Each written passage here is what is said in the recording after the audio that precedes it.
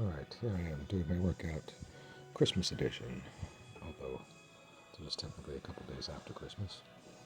I'm wearing my snowman pajamas as I do my deadlifts here. So I was going on about how little I think a lot of these fitness influencers or bodybuilders really can contribute to my workout or probably most of your workouts. You know, I've always been a big fan of Dorian Yates ever since he hit the scene back in the early 90s. You know, I like to train high intensity, low volume. If it's my personality.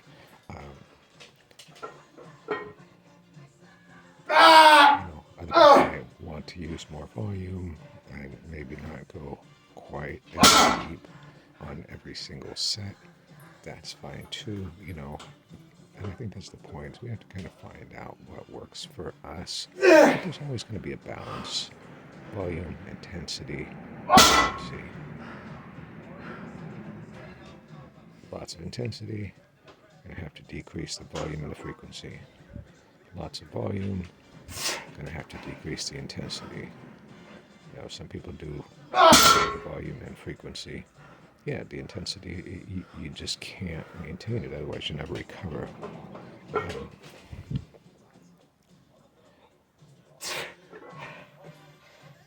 But I think, and that's how everybody is. All these influences are sort of different and sort of the same in that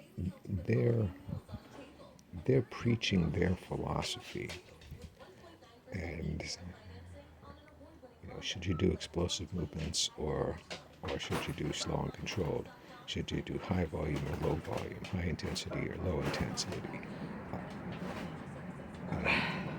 And all they're doing is they're saying this is what's worked for me. You know, in some cases, you know, you have guys like Mike Mincer, and you know, now Dorian Yates has also done a lot of training. They say, okay, you know what? I found a bunch of people that, you know, my style also works for them. It's because all of these styles are going to work to some degree. And whether or not they'll work long term, I think is largely a matter of genetics. And of course, that's another one of these things that make me think, you know, these guys really don't have much to say to me. I look at myself in the mirror. I have a very slightly built frame. And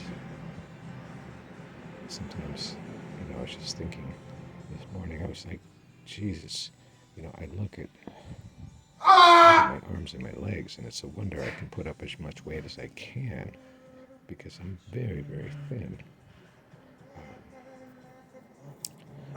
Whereas, you know, guys who have been successful, guys who are going to get, you know, hundreds of thousands or more subscribers on YouTube or win bodybuilding championships or powerlifting championships or anything like that. These are guys who are genetic outliers. Yes, most of them are probably using steroids and various other performance-enhancing drugs. But they're genetic outliers to start with. I can take all the drugs. I would never get Dorian Yates' physique because I don't have his genetics. I don't have his structure.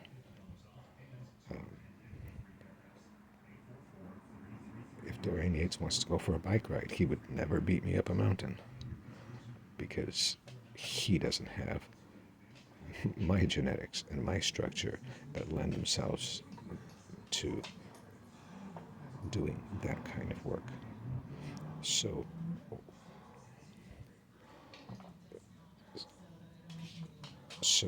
these guys who've been successful in building muscle, they don't ever know what it's like to be someone who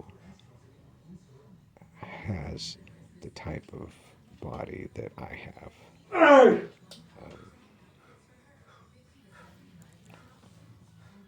I've always trained hard. It's in my nature.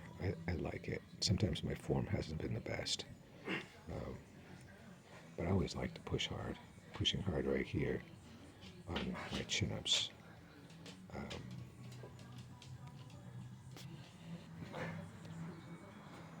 there can be some guy that comes in and says, "Oh, well, if you trained with more volume, then you could, that's what would be the key, and then you would blow up." Well, no, because I've tried it all. You know, my first workouts were I was doing the routines right out of Arnold's Encyclopedia of Modern Bodybuilding. Those are really high volume routines. Uh, I did that for quite a long time. I've done more of a powerlifting style routine. Um, I made decent progress on that, doing just the basic exercises, but a little bit higher volume. Um, but my form was, I've got some old videos of it, maybe not the best.